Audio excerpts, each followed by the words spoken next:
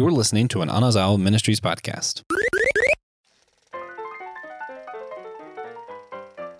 What's up, friends? Welcome back to the SG Drive-In. I am one of your hosts. My name is Joe, and I am joined by Pastor Will Rose, Lutheran pastor in Chapel Hill, North Carolina, and the yearsake of today's festivities. You know, we're going through and we're doing the big blockbusters from the years that we were born, and it just so happens that among our esteemed panel of hosts, the eldest happens to match up with one of the very first summer blockbusters with 1972's The Godfather. That's right. Yeah, when this was being pitched, like, hey, we should do summer blockbusters of the year we were born. I'm looking around the room, and I'm like, oh, okay, let's see what came out in 1972. Oh, The Godfather.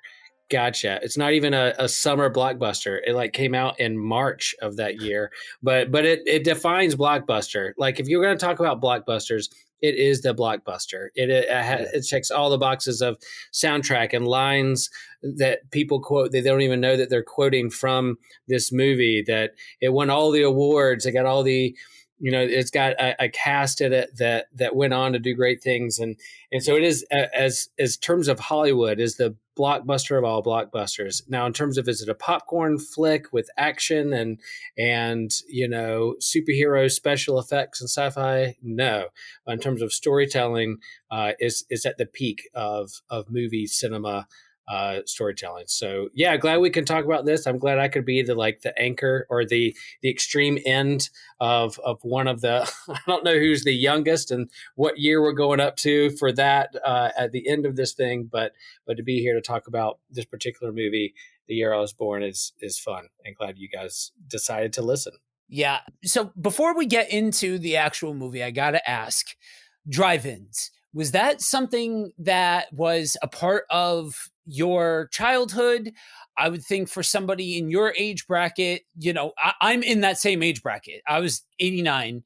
And right. So for me, drive-ins are a very big part of nostalgia for me. What about you? Yeah, no drive-ins. Like I may have been to one drive-in my entire life, and I did not go to any.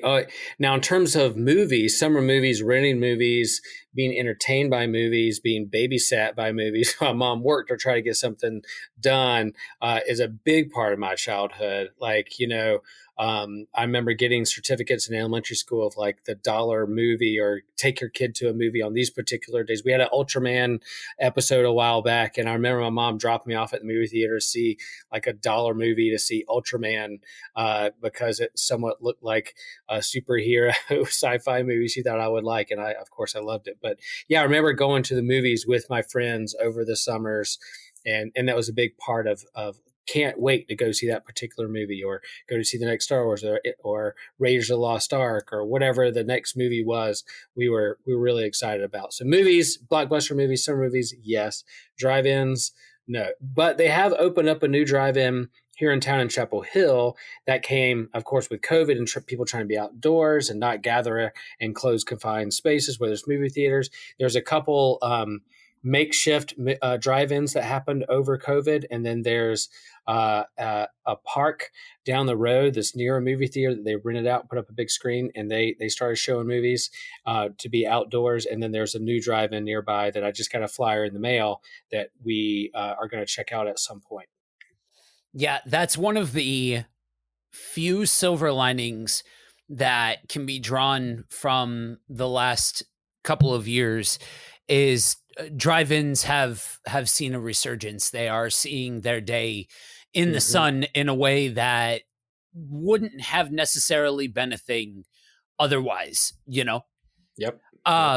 So Godfather, man, this is one of those movies for me that I am the East Coast contingent of our panel. And let me just say, that some stereotypes are born out of places of realism, man. Right. Like, I can look to some of the family get-togethers growing up, and Uncle Sal, and you know what I mean.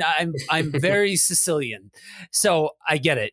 um, and this, it's so much fun to be able to say, I'll go to my wife, oh, it's for the podcast. You know what I mean? With going back and watching these, murderers row of movies for the blockbuster lineup. But this is one of those that, like you said, it's, if you're into cinema, then you do yourself the favor of checking out this movie, if for nothing else. That Italian cafe piano music that you've heard in a million different things, it's from The Godfather. These different scenes and things like that, these different moments that are replicated in other mediums. And you look at movies like Goodfellas, and you look at all of these different mobster movies that got a chance to run because Godfather walked first. You know what I mean? And that's before you even get into the fact that this is some of the richest character development that I can point to in cinema. When you talk about Michael Corleone, you're talking about whole deep character arcs. You're not just talking about Tommy guns. And don't get me wrong, I love Scarface. It's got one of the most quotable lines in all of movie history. But this is something different. Like, this is, there's storytelling being done here, wrapped up in something that, on the surface level, also checks the box of just being a popcorn flick.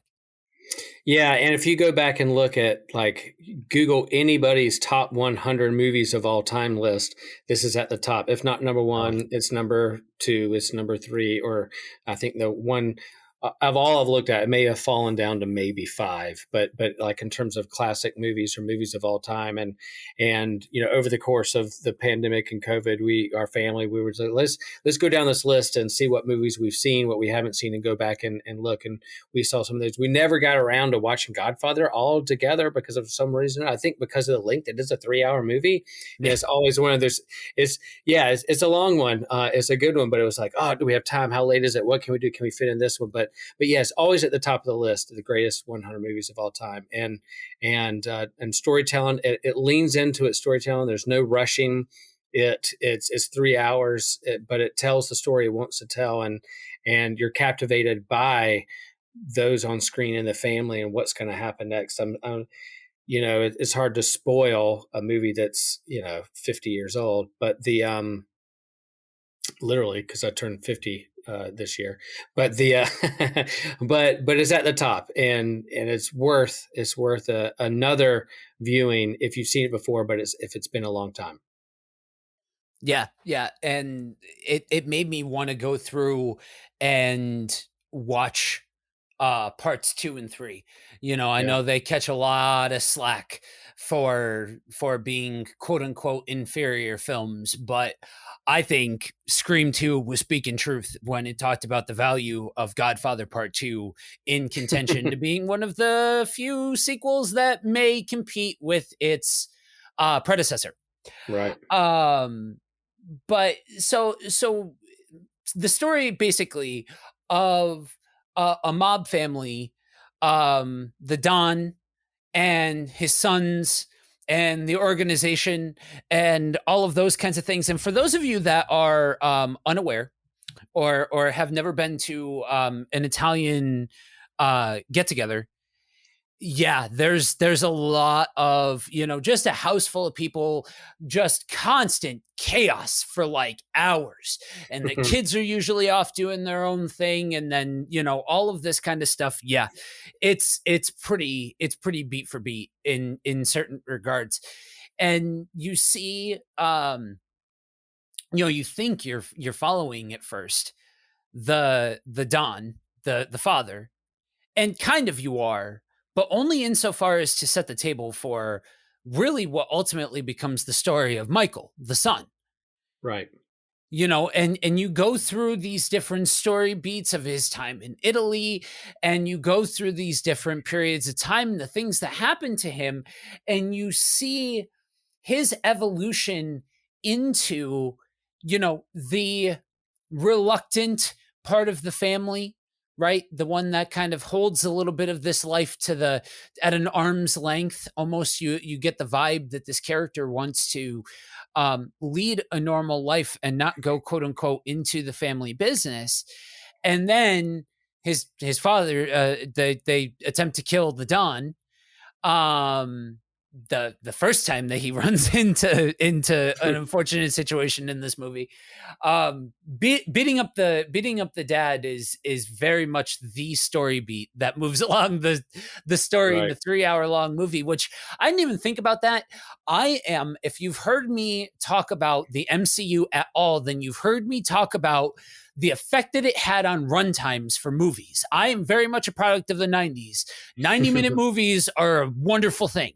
Yeah. But this is one of those movies that for me, I did not mind the ridiculous runtime because it was always telling a story. There wasn't a lull point in it, that it was always developing more of the character beats in the world that you're living in and all of those kinds of things, to the point where you're watching through this movie and enough things have happened that simultaneously it feels like you watched all three movies in one setting, and it feels like no time has passed at all. There you go. Yeah.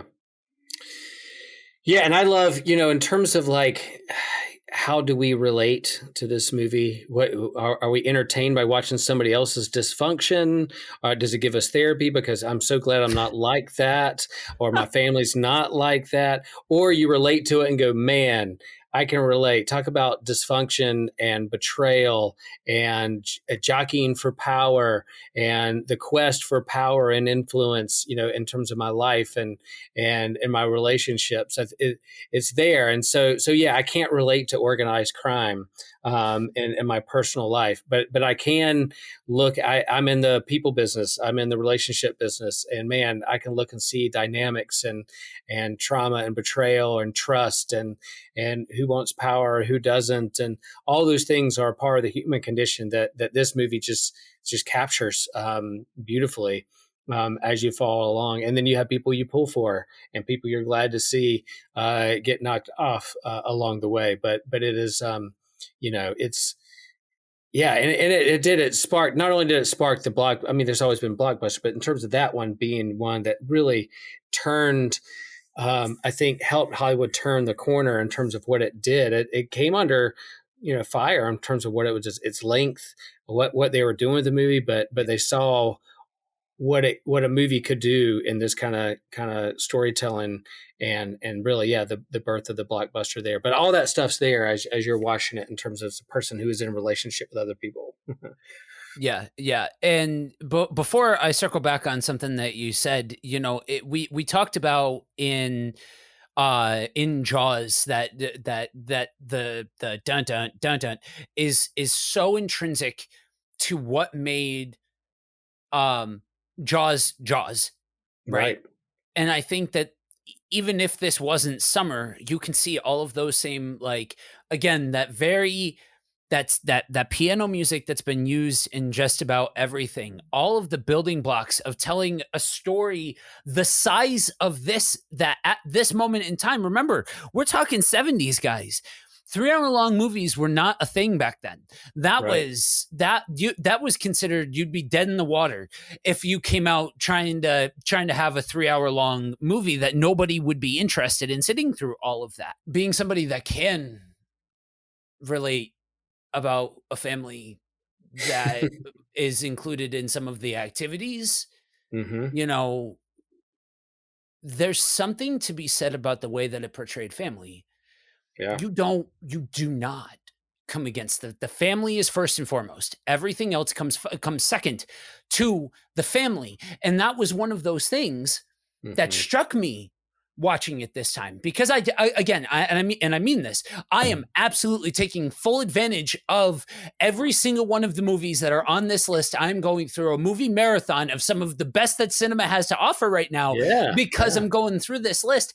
And this one struck me like I have some of the relationships that I have in my life now at this point because I've learned in my years on this planet that family is not blood. Family is what you choose for it to be.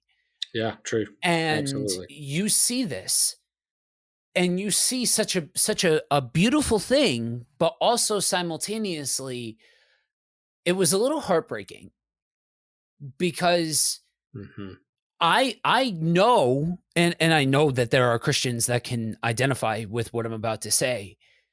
Dude, I had an easier time when I was rolling with those types of people, finding my 12 than I have since my come to Jesus moment. I can count on one hand how many people that I keep around me in my inner circle and all of that. And that's not necessarily just because I hold other people at arm's length. I'm just shooting from the hip here. You know what I mean? Like that's just a very present reality. And that's just something, like I said, like showing the example of that. And yes, I'm not trying to romanticize it. I'm trying to be honest about the perspective from inside the system. Inside of that system, the elder statesman is the elder statesman and the family is the family. That's the deal. Like that is the gimmick.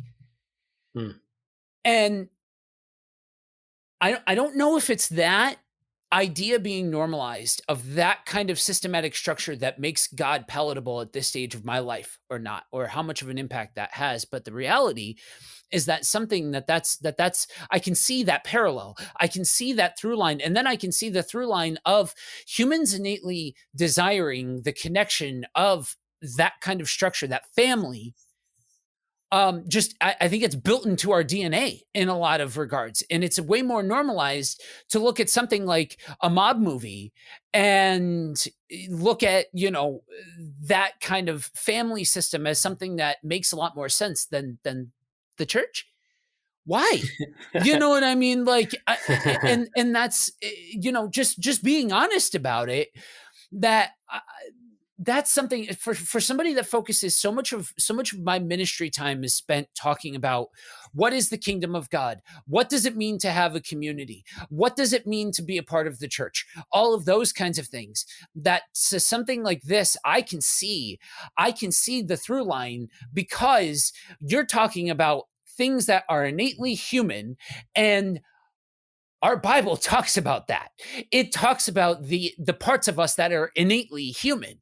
And that's been for time immemorial, for thousands of years at this point, that humans have craved this. And I just think it bears to be talked about.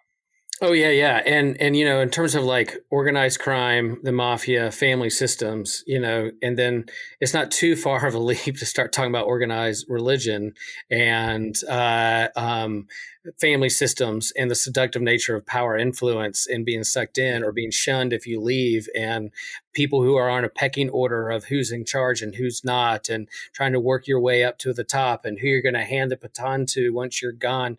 All that parallels organized crime and organized religion, parallel one another. And believe me, because I'm in it and I see it. I have a great congregation, I have great people. But man, if you start talking about certain groups of people not doing certain things in the church anymore because they need to pass the time to somebody else, you're going to get a fight on your hands. And so, but also the nature of just the seductive nature of power and influence. And within this movie itself, there's rival families as well that have the same systems and they're trying to do the same thing.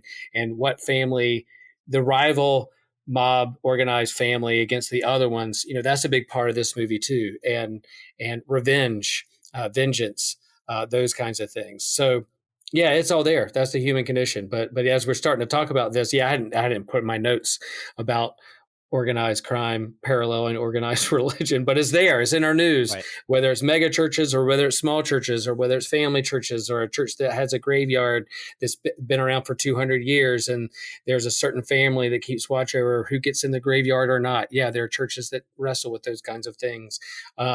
It goes into this. And the movie, again, can hold up this mirror to show us the human condition, to help us cope, to help us relate, to help us process, maybe help us deconstruct, maybe to help us move away and do something healthier for us and our family systems. And like you said, it's not just about blood. It's sometimes family is who you choose and where you belong and what's going to bring you health and help you flourish and become who God's calling you to be.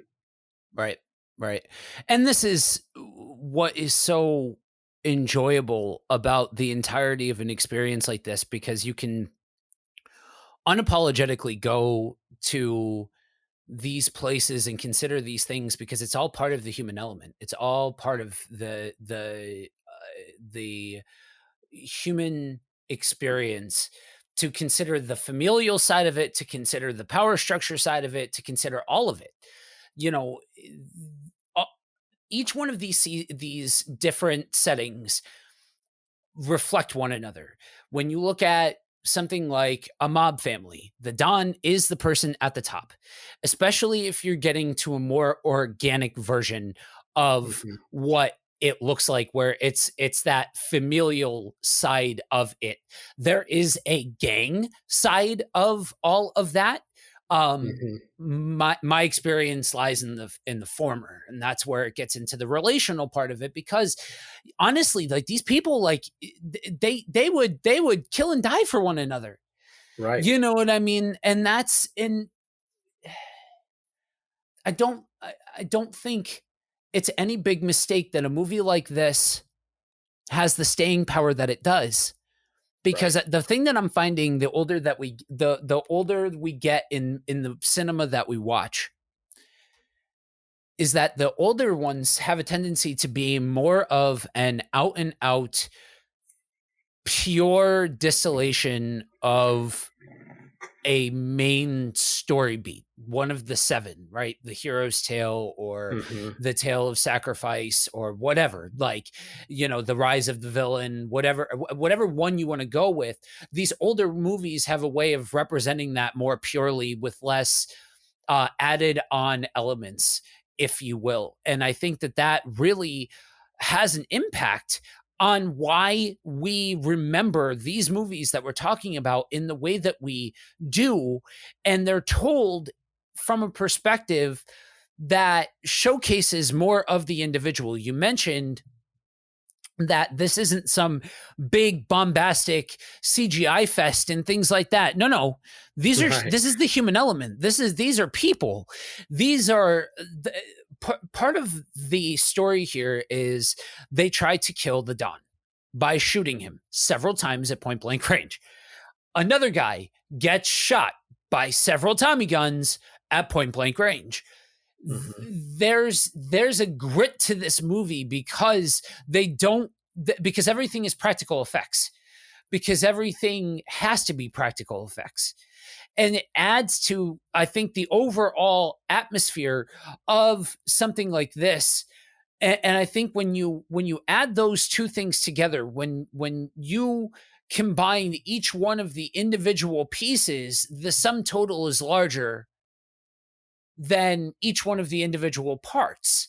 And it all adds to this monolithic movie in cinema history that people my age who weren't, both of my parents were around. Yeah. When they were young. I think my dad was a teenager. Right. I think. So and people like my generation are still talking about this. Like, yeah, I see Uncle John in that. I see Uncle Sal in that. I see this kind of situation, or I can relate to that over here and things like that, because, that's just a reality that there's so many of us that have such a hard time with making family, with having people that we feel like we can relate to and things like that, that when you see it, it's like a sweet smelling aroma, even if it's in the portrayal of something like organized crime. Right. And that connection of like organized crime, family system, and then lean toward like religion and communities of faith and family systems within it. It just happens that this movie, the climax revolves around a baptism, right? Yeah. And juxtaposed back and forth is supposedly this sacrament that is pardon the pun, soaked with grace and acceptance and belonging and being a part of a community, is then kind of juxtaposed against the climactic violent revenge against the rival family, and Michael being the one that's behind it all as he's there as a godfather to a baby. Right. And so that's not by accident that those two are parallel. And so I that part of the movie, this climactic scene of the sacred versus the brokenness, the sacred and the holy, the grace versus revenge and sin and evil and murder, on top of all those things side by side, hand in hand, is pretty dramatic and very intentional. And I think, man, talk about holding up a mirror or an icon of kind of the both and of humans and what we long for, and then what we feel like we're entrapped to. Yeah. Yeah. And that's part of what I think is so cool about this is, like I said, you do see the gradual character shift of Michael Corleone during this whole thing, to the point where he has now become something else. He is now, you see the progression of Mhm. Michael as family man, of Michael as soldier, of as Michael as, a loving brother and a loving son, and then you see him become the Godfather at the end as they kiss the ring and all of those Mhm. kinds of things. And so, it's one of those movies that, from pillar to post, is some of the most complete systematic storytelling of a movie that I can reach for. You know what I mean? I can't say enough good things about this movie. And yes, again, I am a target audience for this. I Mhm. get that there is part of that, but I think, even attempting to be somewhat objective about it, from a complete narrative, I I struggled to look past this movie to find one that did a better job. You know? Yeah. Yep. Yep. There's a reason it's at the top. The Yep. reason why it's the hallmark of blockbusters, for sure. For sure. Yeah, yeah. So as we wrap up this one, this is one of those, you have to point to this and say, if anything, there's so much of it we left out. Fun trivia facts: Adrian from the Rocky movies is in this movie. Yeah. I had totally forgotten that was Adrian. I was watching it and I was like, oh, Adrian. There you go. Uh, Rocky's a 70s movie too, right? yep, yep. So they're pulling from that. Yeah, another fun fact, the horse head in the director's bed was a real horse's head. That's not special effects or practical effect. It's like it was a real horse head that they had gotten from, wherever. So it was a little controversial there, but they used a real horse head in the bed. It's little factoids like that I love being on these episodes and unpacking those sort of things, because I had no idea. You see a scene with a horse head, you automatically assume that it's a fake horse that head. tag that at the end of the movie, no animals were harmed. But I don't think they killed the horse to put it in the bed. It was already dead, or they got it from a horse farm or horse track or whatever. But yeah, reading up on the movie, it was a real horse head, and it was controversial, of course. Huh. Fascinating. Yep. But yeah, so in the wrap up here, very important question that we're asking everybody during the drive-in series. If you're going to go see a movie, what is the go-to snack? Oh, 100% popcorn. That's Yeah. it. Every movie I go to, if I don't get popcorn in a movie, it's not Will Rose. Like it's somebody else impersonating me. I'm sick. Something's going on. Like I always have to get popcorn. I don't care what time of day or how much I've eaten. I will get popcorn. Sometimes with butter on it. I like getting butter on it, but my family doesn't. So I have to just go along with what they get. We usually get the big tub that you refill, and we go back and refill it like 3 or 4 times because we're spreading them out among all of us in our own bags. So that's what we do. Yeah. Yeah. That's just one of those you gotta, that's 1 + 1 = 2. You got, it's a non-negotiable when it comes to, Yeah. I mean, even the favorite snack of all time, like if you say, what's your favorite snack? I'll say popcorn, and then like movie popcorn. That's it for me. And I know all the health risks that go into movie popcorn, and even the upcharge and how much they make. I don't care. It smells good. It tastes good. It's my favorite snack. And Yep. sometimes I'll even go by the movie theater. Even I don't have time to see a movie, I'll just go in and go, I'll buy an $8 small popcorn just because I want it for snack that afternoon. Sometimes I'll do that. Yep. That's a confession I made just right here in front of everybody. Yeah, that was one. We have a one of the local theaters is more of like a boutique theater. It's a independently owned and operated, been around for time immemorial around this very small town that is kind of one of those towns that yes, has progressed, but is still very much an older country town. And one of the things that they did during the pandemic to keep money coming in is they would set up days where, you would go online, you would order your popcorn order, and you curbside, they would bring it out to you, and you just ordered popcorn from the movie theater, because movie theater popcorn from this place just hit different.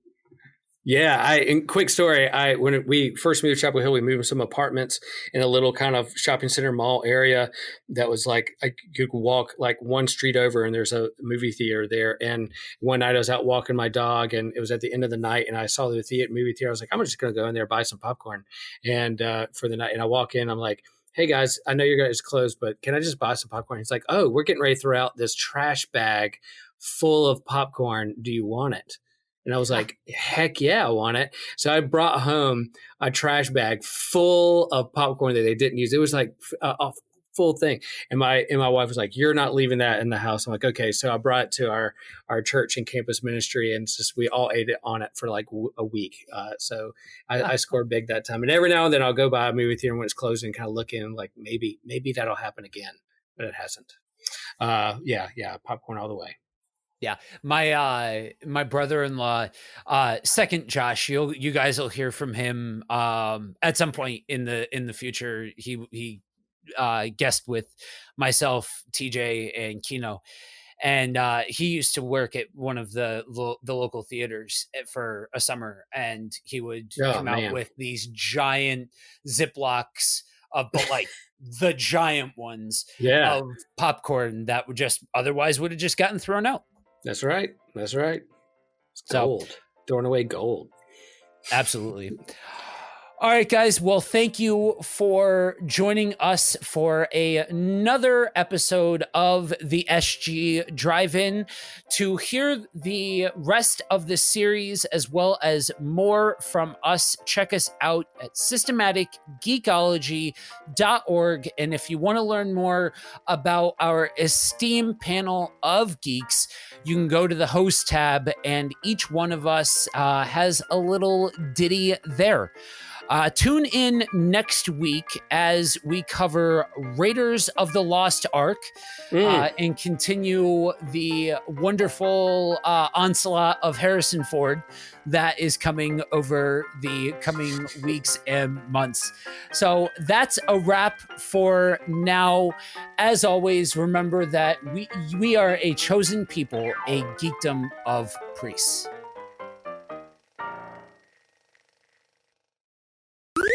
This was an Anazao Ministries podcast. If you enjoyed this show and would like to learn more about our network, be sure to check out the Anazao Ministries podcast network.